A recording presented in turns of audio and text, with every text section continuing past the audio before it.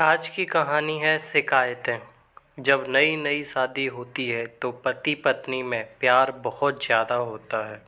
समय के साथ प्यार कम होते जाता है और फिर एक दौर ऐसा आता है जब वे एक दूसरे के साथ बातचीत भी नहीं करते। ऐसा बिना कारण नहीं होता। इसके पीछे जो छोटे छोटे कारण जिम्मेदार होते हैं उनके बारे में कोई ज़्यादा सोचता नहीं है। आज की कहानी आपको इन सब कारणों से अवगत कराएगी और सोचने पर मजबूर कर देगी। पति पत्नी काफ़ी दिनों के बाद आज एक साथ बैठकर चाय पी रहे थे, क्योंकि आज उनकी शादी की 25वीं सालगिरह थी। पहले की तरह वह अब साथ में समय बिताते नहीं थे, ज़्यादा साथ में एक दूसरे के पास बैठते नहीं थे। पता नहीं किन कारणों से उन दोनों के बीच की दूरी बढ़ती ही जा रही थी।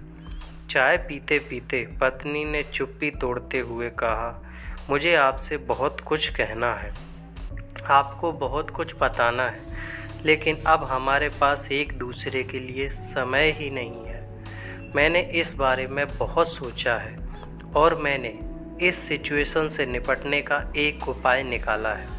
अगर आप राजी हो तो बताती हूँ। पति ने सिर हिलाकर हामी भरी। पत्नी ने टेबल के ड्रॉअर से 2 डायरी निकाली और बोली, मैं यह 2 डायरी लेकर आई हूँ, एक आपके लिए और एक मेरे लिए।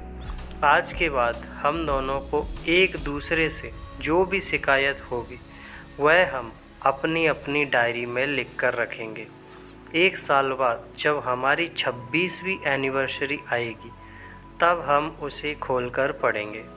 तब हमें एक दूसरों की उन चीज़ों या आदतों के बारे में पता चलेगा जो हमें नहीं पसंद है और हम उन्हें सुधार पाएंगे या कोई उपाय कर पाएंगे। पति को भी पत्नी का आइडिया पसंद आया और उसी दिन से डायरी में लिखना शुरू हो गया। देखते ही देखते 1 वर्ष बीत गया और 26वीं एनिवर्सरी का दिन आ गया। पति पत्नी दोनों ही डाइनिंग टेबल पर बैठकर चाय पी रहे थे और पास में दोनों की अपनी अपनी डायरियां रखी हुई थी जो उन्होंने एक दूसरे के साथ बदल दी। चाय खत्म करके पहले पति ने पत्नी की डायरी पढ़नी शुरू की। उस डायरी में काफ़ी सारी शिकायतें थी, जैसे कि आज होटल में ले जाने के लिए वादा किया था लेकिन फिर भी नहीं लेकर गए। आज मेरे मायके से मेहमान आए थे, उनके साथ पति ने अच्छे से बात नहीं की। कितने महीनों बाद आज मेरे लिए साड़ी लाई, लेकिन पुराने डिजाइन की। आज मेरे सीरियल देखने के समय पति ने चैनल बदलकर न्यूज़ लगा दी। आज गीला तौलिया सोफे पर छोड़ दिया। ऐसी कई सारे शिकायतें थी। डायरी को पढ़ते पढ़ते पति की आंखों में आंसू आ गए। पति को काफ़ी अफसोस हुआ। वो अपनी पत्नी से बोला, मुझे इन गलतियों के बारे में एहसास ही नहीं था, लेकिन अब मैं तुमसे वादा करता हूँ कि ऐसी गलतियाँ मैं अब फिर से नहीं दोहराऊँगा। अब पत्नी ने पति की डायरी खोली। पत्नी ने डायरी के कई सारे पन्ने पलटे, लेकिन वह पूरी तरह से खाली थी। कहीं पर भी एक शब्द भी नहीं लिखा था। पत्नी बोली, आपने तो डायरी में कुछ लिखा ही नहीं है। पति बोला, आखिरी पन्ना देखो, मैंने उसी पर लिखा है। उस पन्ने पर लिखा था, तुमने मेरे लिए और मेरे परिवार के लिए इतने सालों में जो त्याग किया है और हम सबको जितना प्यार दिया है, उसके आगे मैं तुम्हारे खिलाफ इस डायरी में कुछ भी नहीं लिख सकता। और इससे भी ज़रूरी मुझे कभी तुम में कोई कमी देखने की इच्छा हुई ही नहीं। ऐसा नहीं है कि तुम में कोई कमी नहीं है, लेकिन तुम्हारे प्यार, समर्पण और त्याग के आगे तुम्हारी कोई भी कमी बहुत छोटी है।